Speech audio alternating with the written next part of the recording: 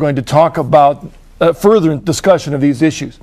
But please, if you would, welcome to the program, Daniel Ali. Thanks, sir. It's great to have you to the program. I will tell the audience that our program format is a bit different.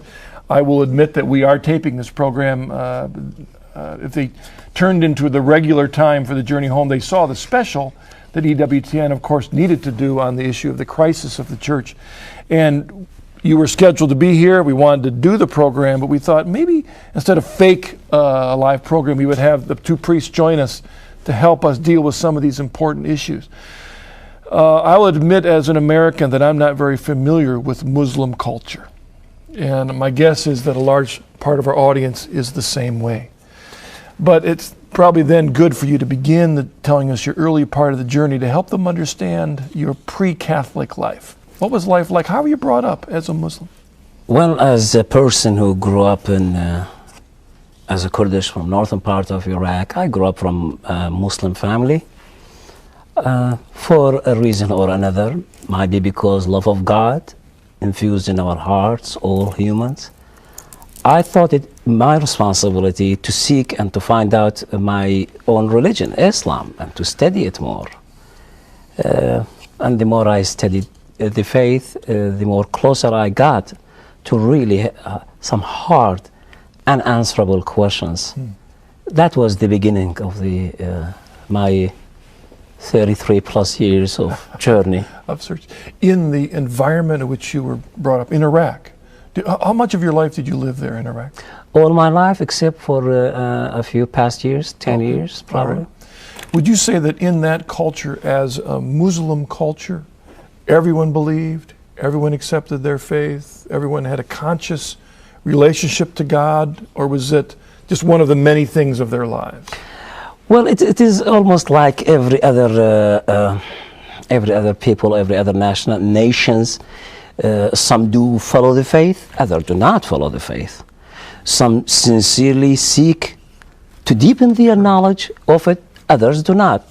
Iraq or the Islamic world is no exception from what we ourselves as a Catholic we could see. Some of us nominal Catholic, others are really seeking to know. So you might say, as the Catholic watching or Protestant brothers and sisters that might be watching, that there's a sense of a lot of parallels between the culture that you were brought up in our own culture in terms of the relationship of the faith to our regular lives, but just different doctrines, different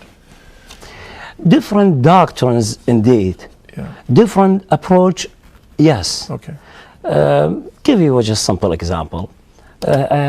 In Christianity, we emphasize on the knowing God, His nature, which is revealed according to the Scripture, according to the Bible. That thing do not exist in the Quran. Muslims believe that the Quran is the dictated word of God, yet nevertheless it does not convey to the Muslims the nature of God, which is incomprehensible. God do not reveal his nature because his nature is unimitatable. You cannot imitate it. You cannot speculate about it. It's beyond your ability and capacity. Yet they do believe that the Quran is the word and the will of God. Within it, the laws, the regulation, every Muslim, every faithful should follow.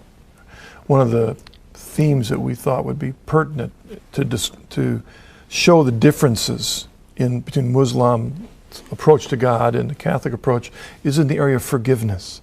If you look back to the way you were brought up and the way you understand, how would a Muslim understand God's forgiveness? Muslims' understanding of God's forgiveness is based on that God indeed forgives those who repent from their own sins. Yet God also, we have to understand, this falls specifically within the house of Islam. The house of Islam is one of the two houses Islamic theology divides the world in. One is called House of Islam, the other one is called House of War. House of War. War. Is that right? Right. Very interesting. Yeah, the first one is every Muslim dwell in it with certain variation depending on the theologian, Islamic theologian you speak of, but nevertheless they all agree this is the dwelling place of the Muslims. And the other is the house of any non-Muslim, the non-believers. God is forgiving to Muslims. Indeed, if a Muslim sins and commits a grave sin, yet he genuinely and truthfully repents and shows his repentance by changing the course of his life, indeed, God forgives. But that forgiveness cannot be applied to the unbelievers. That is, the unbelievers is any non-Muslims, any sins he or she commits and begs God for pardon and forgiveness, God cannot hear him because he is not in the house of the Islam and he is not within the covenant God wanted for him to be in. So that I grew up with. Because I am from persecuted minority, I thought with myself, as why we cannot forgive each other and let the past go away and let's look up to the future and start to enhance our own life for the good of ourselves, of humanity, and also as example for others to see and hopefully be guided by. That is not just too much emphasized on. Is that one of the issues that began your journey to the Catholic faith? Absolutely. It was one of the major ones. Why don't you go ahead and tell us what opened your heart to the church? What opened my heart to the church is that I couldn't possibly fathom the right that God created me, every Muslim, every human being, so that he will be cast out to hell. No, God cannot be this way. This is a picture of a monster. God is a loving God. That is, when he created me, he had a hope for me there, that I may enjoy his laws, that I may obediently love him, that I may do all what pleases him. Yet in the course of that, I didn't find that God possibly could forgive sinners. I was Muslim. My sins were forgiven, provided, as we stated, the conditional turning point, converting from that course of life. Yet how about those who do not know the Islamic faith? Not all fault of their own. How about those? God cannot allow them to exist and then just to perish. That made me and led me by God's grace to to read more in Islamic theology. The more I went in it, classical Islamic theologian, the more frustrated I got because the answer was not there. It's just running around it. And just to be fair to the Christians also, I had to give them a fair chance. So I started to read for Christian theologian like St. Augustine, his Confession, St. Thomas Aquinas. I started to read when I was 12 years old. Yet I didn't look at it as it's not light reading for a 12-year-old. No, but God's grace is not a lightweight either. God will put his full wisdom wherever he may please us. And it is within the reach of every and any one of us. Yep. In the Christian body, we know that. But I didn't look at them as anything but a piece of literature. Nice, well put piece of literature. Yet all that changed. All that changed. The moment, by God's grace, I came out of the water baptism, every book I read, every instant I literally struggled with throughout my childhood and adulthood. All the answers were there through the events of my life, through the books I read, yet it didn't make any sense to me. Now, this is how the baptism brings things alive. It is actual. It is real. It is not somewhere out there in the air. No, it is real. So really the work of the Spirit in your baptism, awakening within your heart and mind to the truth. Maybe, again, anyone's journey is so hard to summarize in our short time on the journey home, but let's take a topic or two just to show before and after as a result of the opening of your heart to the Spirit. Talk a bit about Jesus, how you understood Jesus before as a Muslim, now as a Catholic. Actually, I believe Jesus Christ is the Son of God. Intellectually speaking, I knew beyond shadow of doubt He is God Himself.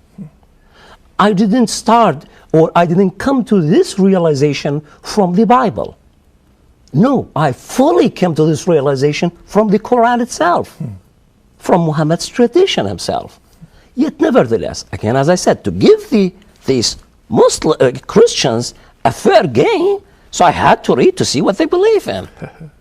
Because the notion of Trinity and Christianity in the Quran is 100% different what the Christians themselves claim to be. The audience, enumerate that, because they might not realize that difference in the Trinity. Okay. Well, first of all, do Muslims use the word Trinity? Trinity in the Quran is mentioned a few times. Okay, all right. But Trinity in the Quran is stated of, composed of God, Mary, Jesus Christ. It is not God the Father, God the Son, God the Holy Spirit. And also, we have to understand when Quran and Islamic theology speculates as how could possibly God could have a father, could have a son when He had no wife.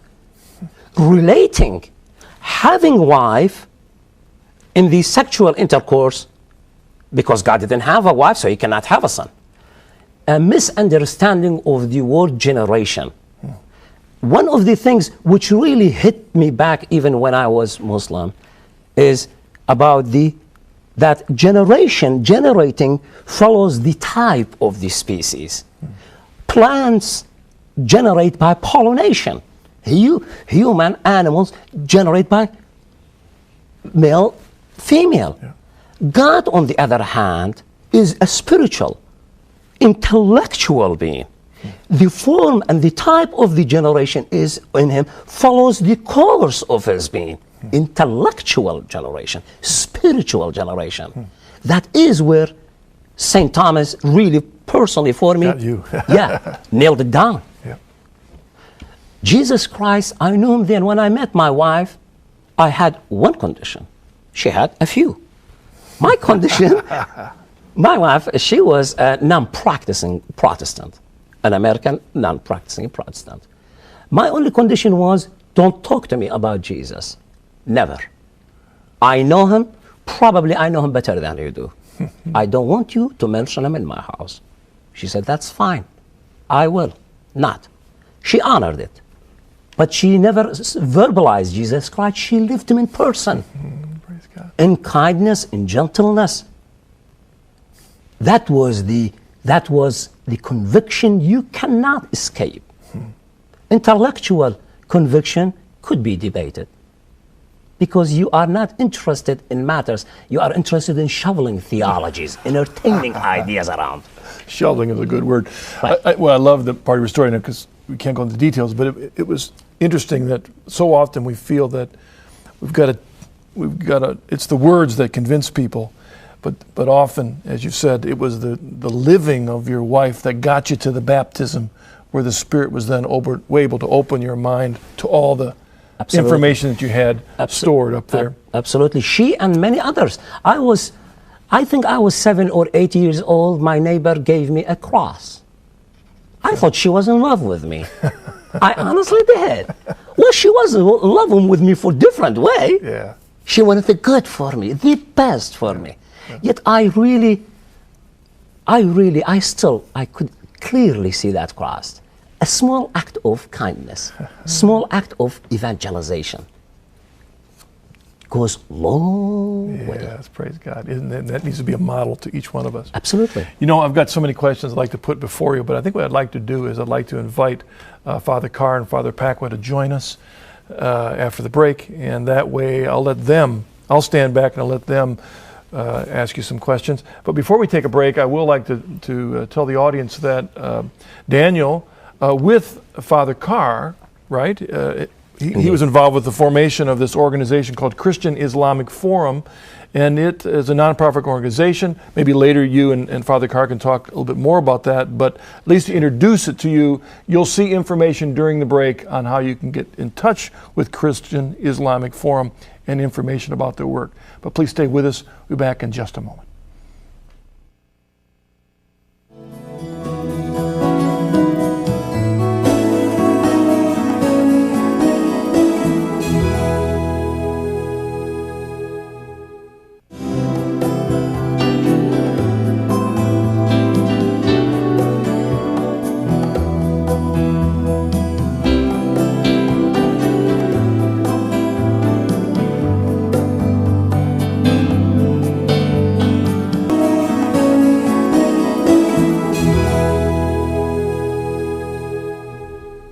Welcome back.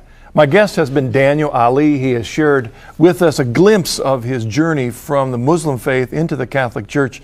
And there's so much we could talk about, but I wanted to make sure that in bringing out the right issues that I would invite to join me Father William Carr and a priest that you're probably getting used to see once in a while on EWTN, Father Mitch Pacwa. The reason that you're here, Father Pacwa, is not because, again, that we want to make sure you're on as often as we can, but you have a background that is invaluable. I'm like so many in the audience that I don't know Islamic culture at all, and I grew up in many ways without any contact, but you've been involved for at least 20 years in the Holy Land. Yes. How many pilgrimages have you made? I've taken 44 groups of pilgrims just to the Holy Land, but including Jordan and Egypt in that Holy Land. All right. In the process of learning the languages. Learning languages as well, and also having absolutely wonderful friends, Muslim and Christian and Jewish, in the Middle East. And given the issues that are happening right now in the Middle East and in the world, that wish we had more time to talk all the different aspects of helping us better understand the issues there. And then Father Matthew Carr, and why are you here? It's a good question, Marcus. I think I'm here to show the people that where you are today, you could be more like me in a little time, because all of us Catholics, all Christians, we who love Jesus and want to share Jesus, have to share it not just with those who already know him partially, or even those who are our neighbors, but in fact those sometimes we consider impossible to share the gospel with. I mean, in particular, Western Christians seem to be terrified of Muslims. They think it's impossible to speak to them about the gospel. They can't be converted. It's like they're rocks or something. That's not true at all. Muslims, like every one of us, is ordered to receive the gospel because that's what the human heart's made for. Well, let me ask that question, because there may be some wondering, are we supposed to do this? I mean, isn't that proselytizing? It may have been in the past, people would have thought that to win some over to the faith was a way of imposing one's culture. But every human heart is made to receive the truth of the gospel. Liberation, true liberation, human freedom can only be realized in relationships of love and justice and mercy and forgiveness. And only the revelation of the Trinitarian God gives that to us. I experienced that in my own life. That's why I'm now a priest. It wasn't my path. It was God's call to me. He loved me, and I wanted to return that love. And so I want to share that news with everybody, as you do, as Father Pacwa, and of course, as Mr. Ali. And also I was going to add that I have no interest in imposing Western culture upon anybody in the Middle East. Christianity is from the Middle East. Exactly. I want the Middle East to be imposed on Western culture. That's my goal. That's right. Well, evangelization, the wrong way to begin evangelization is I'm right and they're wrong. Absolutely. You begin with the recognition that all truth is of God. That's right. All truth is of God. So what is there true in that other culture, that other faith, that we then can build on? And that helps us appreciate where they're coming from. If we remember that Jesus Christ, the eternal Word of God, humbled himself to become a human being, speak to us on our level, made it clear what the eternal Father is. Look at the cross, look at the love on the cross, and that's what God is in eternity. He is not a tyrant, he is not a dictator, he did not impose his will on us. He invites us by his unbelievable witness of love to receive this truth. You have any questions of our friend here, Daniel Ali? Easy questions. No way. No, one of the things, too, in your own experience, would you be the only Muslim in the whole world to become a Catholic? Absolutely not. Are you sure? Where else is this going on? There is. We have to understand one thing. First, no, there is plenty, many thousands overseas, hundreds on personal level. Besides, I know on personal capacity plenty. Why then people don't know about it? Well, for some good reasons, they don't know about it. Unfortunately, because of the threat of their life, because they convert to Catholic Christian faith, they have to be careful. Their real identity should be always preserved. Where they are from exactly should be preserved. If we love to take joy in the conversion of another soul to come, whether it's Muslim, Buddhist, it doesn't matter, any soul. Let us be joyful prayerfully. Let us not make of ourselves like a Reuters press agent and distribute the name of this convert all over. You're shortening his life. I think that it's important that conversion is not about joining our club. Absolutely. This is coming to Christ. Absolutely. And that's the issue. And I know also, because I knew the answer to my question, but I wanted you to say it too, because I've learned when I was traveling in Malaysia that 300,000 Muslim adults a year are baptized Catholic in Indonesia alone. Not surprised, Father. Yeah. See, again, just to expand a little bit on the matter of club, Christ Jesus doesn't belong to anyone. We all belong to Him. It is not nothing goes in my bank account. It is very slim. It has been slim all the time. Nothing goes in my personal credit because nothing is personal. Love communicates. And the communication of love, when you have a golden bar, you don't want to keep it for yourself. You share it with those whom you love. Yes. And I want to share that love I received and which is infused in every human soul, in every human's heart, with everybody. Sometimes people think that if I have a gold bar, I should keep it to myself. But that's not how it grows. The love of God that's where it's even better than a gold bar, because the love of God increases as we share. Absolutely. Let's just say one thing. Muslim brothers and sisters had strong emphasis on the love of God. Rightly so. Yes. Rightly so. May God bless it. Right. We are in no way, when we proselytize or explain why I became Catholic, I by no means put anybody down. Yes. Because I myself, I'm not up to put somebody down. Right. I'm nowhere. But I am obligated by the tenet of my faith that go ye, teach, and make disciples of all nations, and baptize them in the name of the Father and the Son and of the Holy Spirit. I am not about to impose, neither willing nor I will going to. Something you said in the first part of the interview was fascinating to me, and I'd love to see all three of you address this, because when you describe the way the Muslims look at the world, it's not all that different to the ways sometimes Christians look at the world. There's us and them. You said there was the Muslims, and then there was the people of war, or how did you describe it? House of war. The house of war, all right. And you saw that as God forgives us as Muslims, but not them. It says that in the book of Sirach, a couple verses. God loves the believer, but not the sinner. Okay, and I think it's important here to what is the difference the way we look at it as Catholics versus how the Muslims look at how God deals with Muslim versus the rest of the world? How should we as Catholics understand how God deals with us as Catholics and the rest of the world? First, we do not. Book of Sirach is one of the books in the Scripture, not the only. Okay. Right. So we cannot take that and generalize it and forget the rest. No, we take the whole context. We are contextual faith. We are not literalistic faith. So we took whole thing. Not trying to respond to the Sirach, but matter and notion of forgiveness, it exists in every faith. But the implication of how it is applied is different.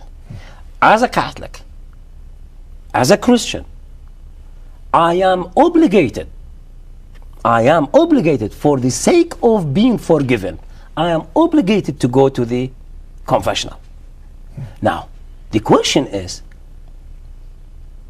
Can't I pray to God directly and He will forgive me? Yes, absolutely. He will forgive you, provided that if you didn't know already that He gave you another instruction. Matthew 16:18 or 16:19. Speaking of St. Peter establishing the church and giving the keys, he says, that's the Lord saying to the St. Peter, and whomsoever sins you retain, their sins are retained. And whomsoever sins you forgive, their sins are forgiven. Now you ask yourself, how in the world St. Peter will forgive somebody's sins if he don't hear it? And why should he retain it if he don't hear it first? Confession. So I am obligated. With God there is no democracy, monarchy. You follow or you do not. No gray area, black, white. Now in Islam, on the other hand, humanity are not all in the house of Islam. It's divided. The world is divided. Christianity is not divided. Christians do not look at the human being as house of Christian and house of whatever. In the Lord's Prayer, in that teaching of the Lord's Prayer, it says we forgive others as we have been forgiven. There's also that God will forgive you to the extent that you forgive others. Is that a part of Muslim faith?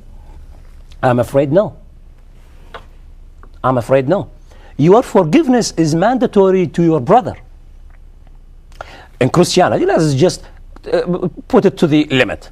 In Christianity, if somebody wrongs you, let it go, forgive him. Now, your forgiveness to him does not mean necessarily you hang around him, inviting that person to fall into the same sin again. You forgive him and let it go of it. Now, in Islam, you don't have that notion. If I strike you on your right cheek, you are not going to give me your left cheek. An eye for an eye, a tooth for a tooth. I think, speaking about the love commandments, we know in Christianity that the ultimate definition of love is love of enemies. And God commands that to us because that's precisely what He's done. We can read about that in Romans chapter 5, verses 5 to 11 or so. The unbelievable truth that God, Jesus Christ, died for us while we were His enemies, not while we were His friends. Now, that's the foundation of Christianity, that God died for His enemies, people who disrespected Him, who disobeyed Him. He loved us so much He did that.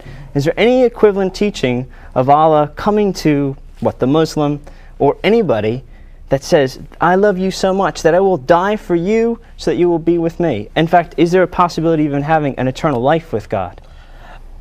Well, that's you presented as one question, but as a matter of fact, it's jam-packed questions.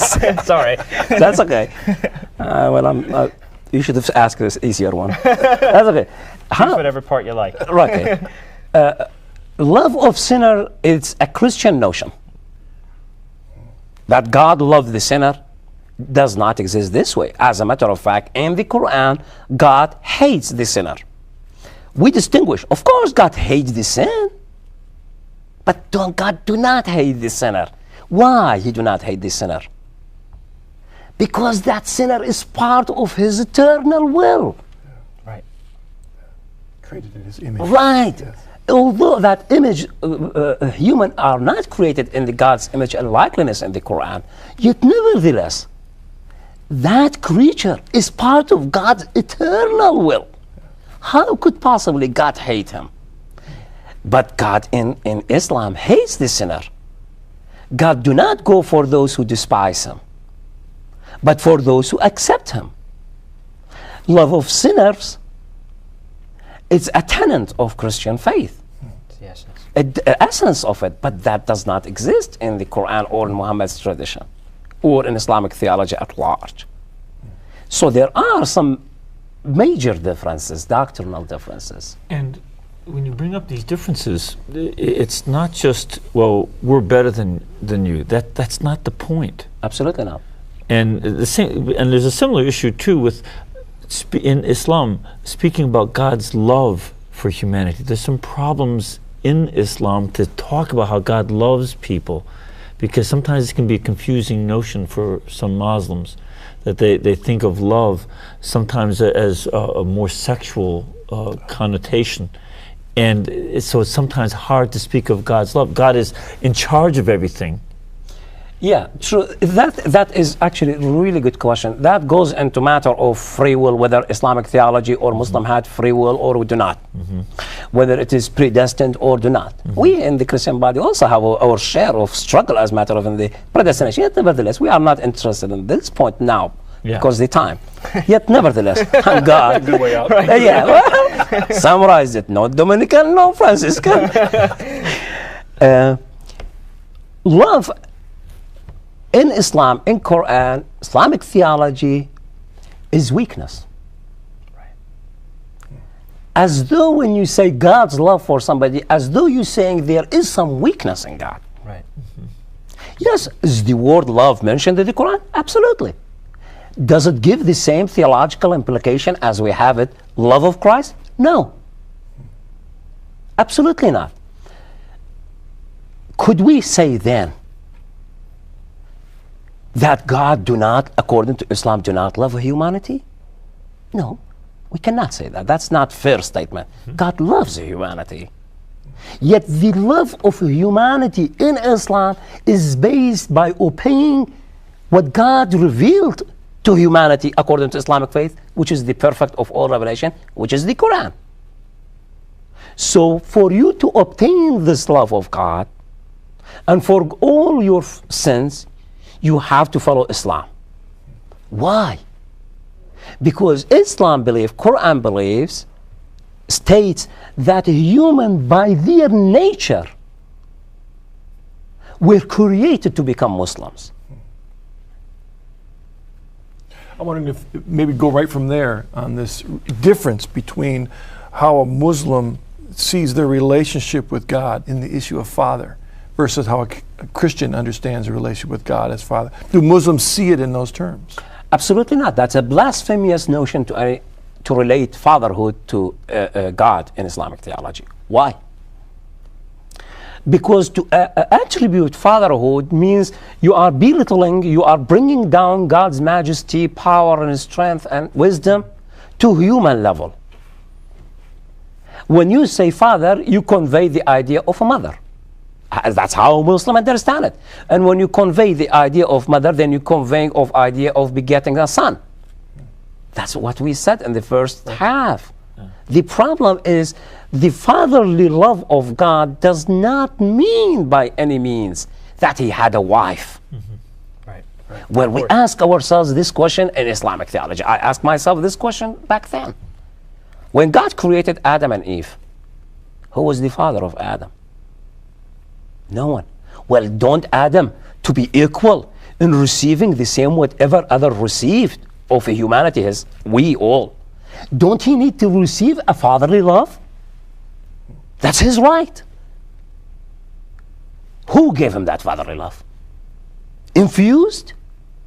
That can be. It's not fair. Because our knowledge of the fatherly love is not just infused, it's practical. It is actual. We all did. We all been loved our parents. How about Adam? How about Jesus Christ who had no father in the Quran?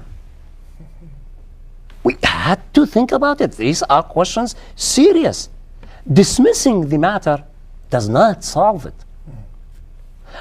If God do not want you to go into this department, assuming that's what Muslim theologian, Islamic theology conveys, well, if God do not want you to go there, he will definitely make sure for you not to go there, and he will make himself clear. You pray for him. Tell him, is this so? And he will convey himself. Because according to Islamic theology, God hears the prayer rightly. God hears the prayers of the faithful. So I invite you, pray, ask, pray. See what's the response for your prayer. Daniel, when we spread the gospel in a society that's formed by the Christian culture, obviously speaking of the love of God, the mercy of God is very important to people. But if I were to do that with a Muslim, how would they react? Would they think I was well representing God, or would that be something that wouldn't necessarily work? Or are there better ways to approach a Muslim when we're talking about God? Well, we have to know first where this Muslim, if possible, Right. if the time, place allows, Right. we have to know where this Muslim stands in his faith. Again, if we use the term love of God, make sure to explain your terms Right. to Muslim brothers and sisters. The implication, theological implication of the word love, see, you ask the question, you based it on Christian premises. That's the point. Yeah. Right, Yeah. but the Christian premises is not in the Islamic or Muslim world. Right. They had Islamic premises. So, a right question, wrongly directed, we could use different methods. I explained to him that what the love I understand, what is this love? I explain it to him. Then I will direct the question to him. For example, another example, on the other hand, if the Muslim use the word word, Right. immediately the Christian will think that this is the divine word of God. Right? It's not so. To Muslim, this is the word of God, which is the Quran, conveyed in His will and His decrees. So we have to clarify these terminologies. So they would approach the Quran the way, let's say, a lot of our Bible-only brothers and sisters would approach the scriptures themselves. Is it almost a faith of the book? Yes, indeed. And that is why they call us the people of the book. And notice they call us the people of the book, not the people of the books. It's singular, not plural. While the idea Jews, Christian, and Sabians, plural. So how could possibly these plural had a single book? Conveying the idea that the whole revelation of God was one and the same doctrinally to that of the Quran today. That's why they call us people of the book. But we are not people of the book.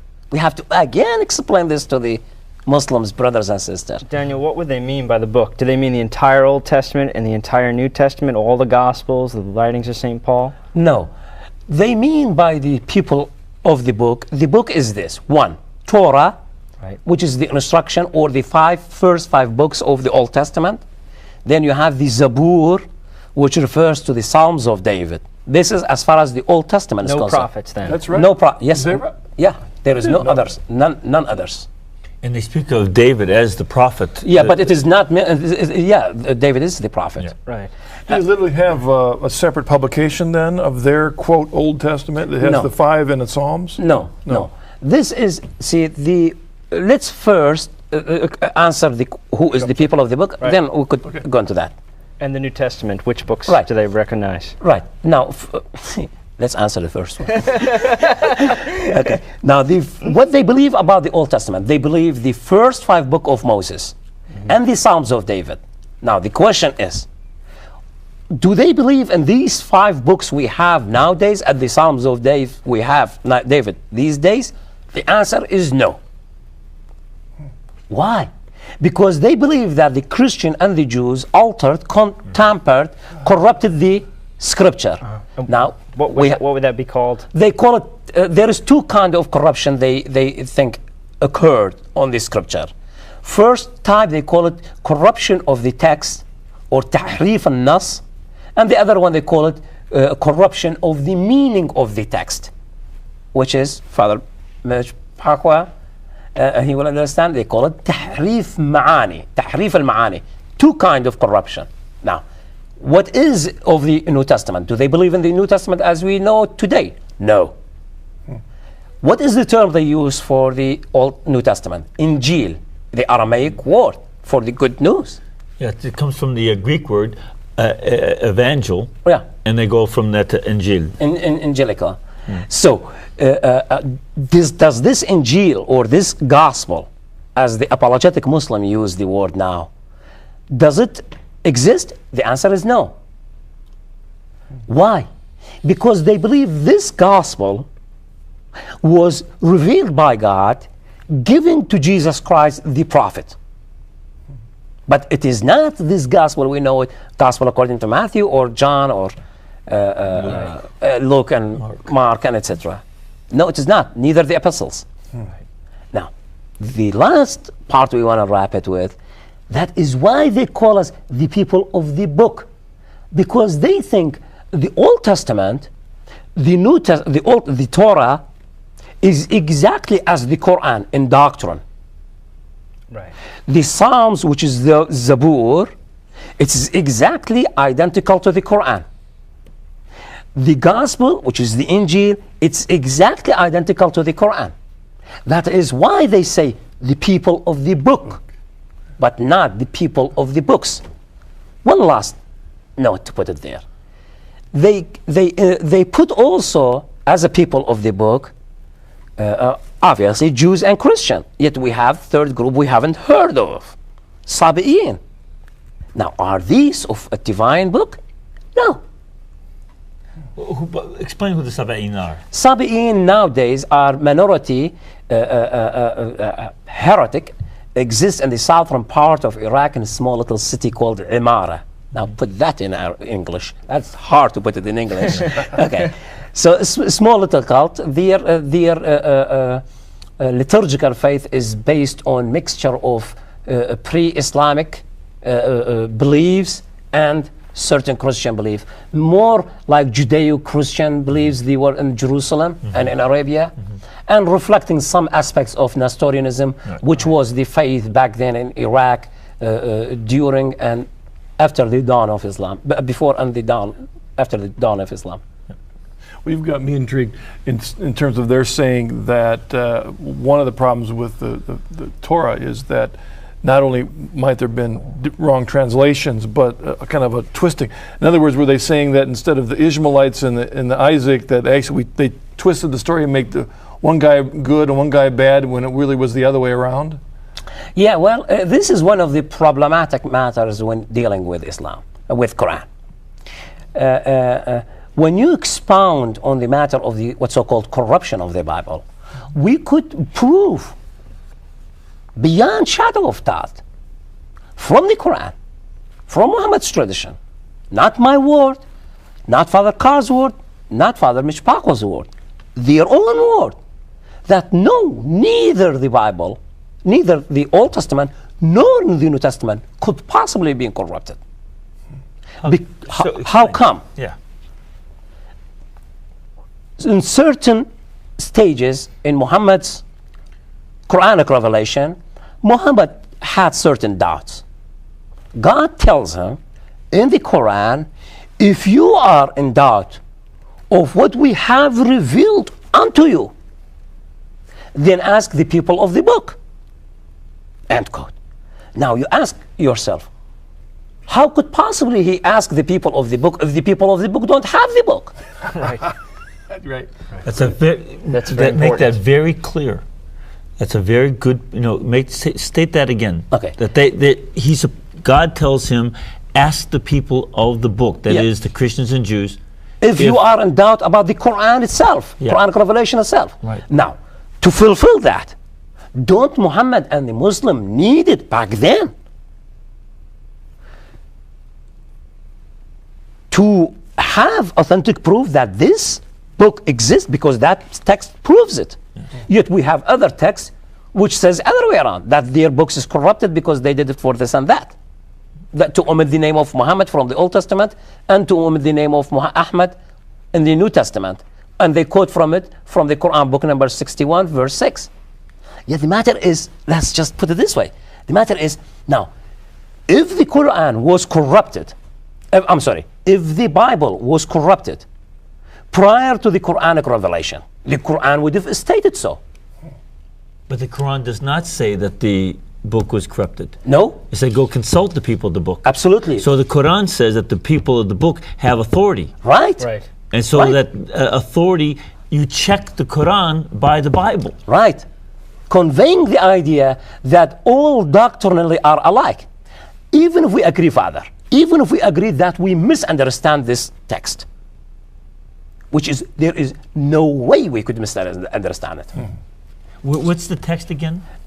If you are in doubt of what we have revealed unto you, then ask the people of the book. And where is that found in the Quran? I think it's in book number 2, verse. I'm not.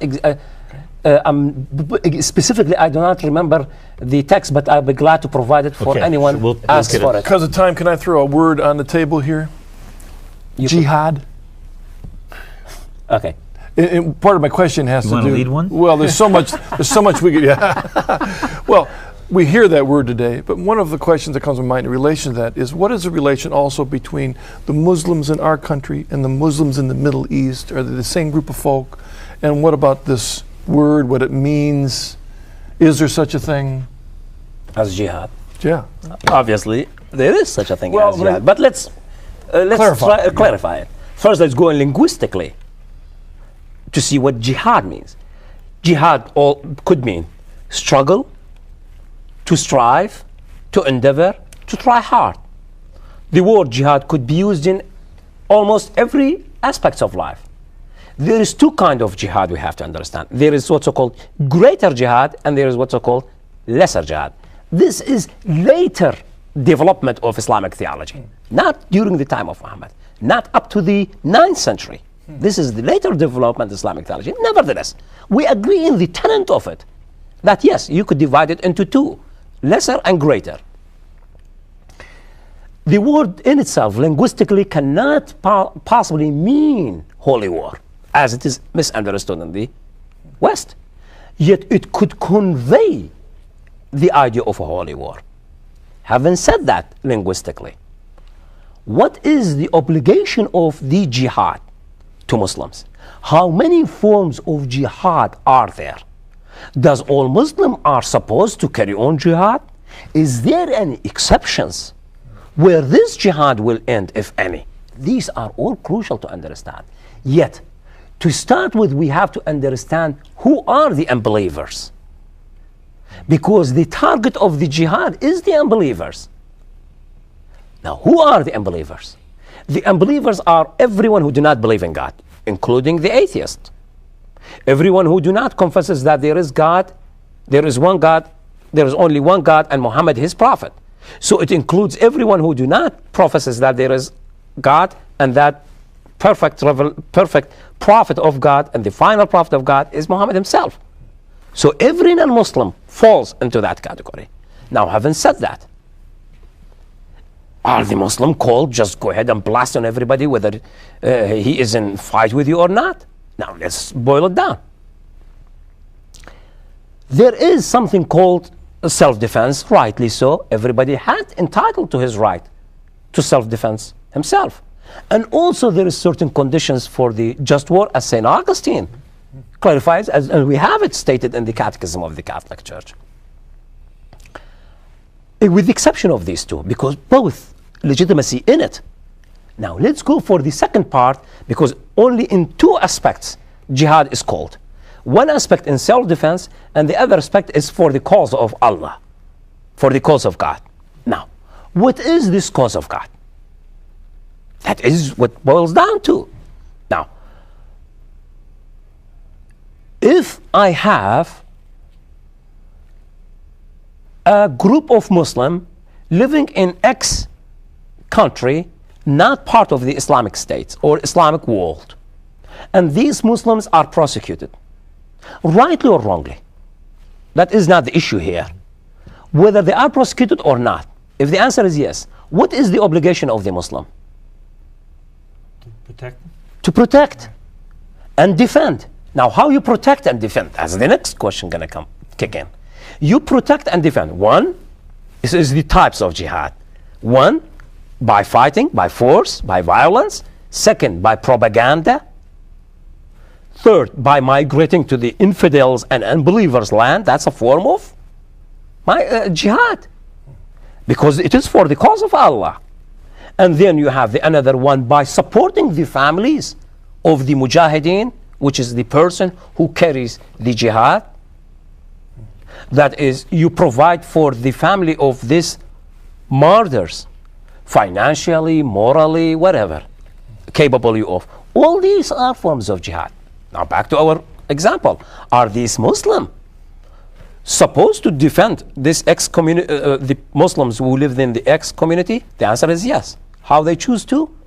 It depends which type they carry. But are they obligated theologically to do so? The answer is yes. So even if Muslim is prosecuted in the non-Islamic state, every Muslim are called to support. Now, how about non-Muslims? If there is X amount of people exist in the country which is non-Islamic, and they are prosecuted. Are the Muslims supposed to defend these people? Yes. Why? Because Muslims are commanded to defend the right of every oppressed people, whether these oppressed are Christian, are Muslims or non-Muslims. So we have to, you have to know all these. This is theology. And I feel like we've just opened, just scratched the surface on so much that we could talk about. How about, if I'd ask you in closing, some words of encouragement and maybe challenge to our audience from your own journey? During my speeches, everybody tells me I cannot be an Islamic theologian. I tell them, well, you do not have to. You need to be a good Catholic. St. Peter was a fisherman, not graduate from Yale, Harvard University, but he was graduate from the School of Jesus Christ.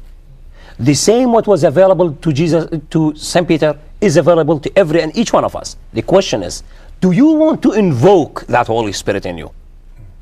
The Lord said, ask and you shall be given. Seek and they shall find. Knock and the door shall be opened to you.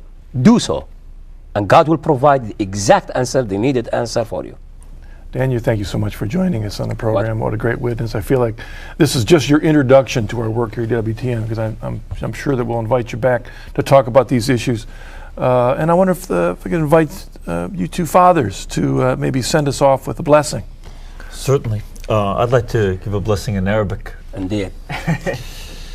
لتكن مراحم الله الأب ومخلصنا يسوع المسيح وحلول الروح القدس معنا ومعكم جميعا يا إخوتي إلى الأبد. Amen. Amen. Okay. And may the Father blessing God. of Almighty God, the Father, and the Son, and the Holy Spirit descend upon you and remain with you always. Amen. Amen. Thanks, all three of you, for God bless joining you. us. Again, I wish we had a little bit more time because there's so much that we could cover here. And I do want to thank the audience for joining us. You know, this is an important issue in our world, and my hope that your witness to us, Daniel, will have challenged others to pray for our neighbors of different faiths, to look for those aspects of their faith that is true. Anything true is of God, so we can build something to build on, to share our faith. But when we see your... Yeah, and I was going to say too that to realize what your comments on the jihad, that in one sense we are objects of the jihad, that struggle. But also it's not just for us to be afraid of that, but rather courageously to be like St. Peter, having this faith in Christ and teaching it. All right, thank you very much. God bless you all. Stick with us. Pray for the network. Pray for Mother Angelica and the sisters, that we might all be following the Spirit faithfully to give a clear witness to our Lord Jesus Christ. God bless. See you again next week.